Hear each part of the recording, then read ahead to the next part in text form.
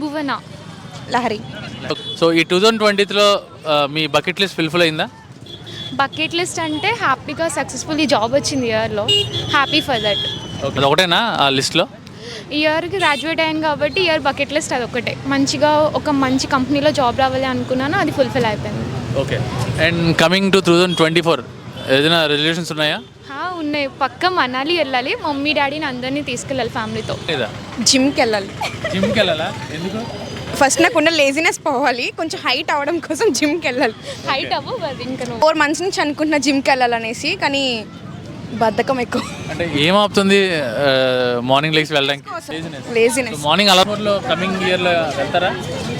Maybe. మీకు మోటివేషన్కి ఏమైనా ఫ్రెండ్ని పెట్టుకోవచ్చు కదా? మనం చెడగొట్టడానికి తప్ప మోటివేట్ చేయడానికి మంచి పనులకి హెల్ప్ చేయరా? అంతే. అంతేనా? వాళ్ళు ఎప్పుడు మన ఏమి బ్యాడ్ థింగ్స్ చేస్తామో అందులోనే వాళ్ళు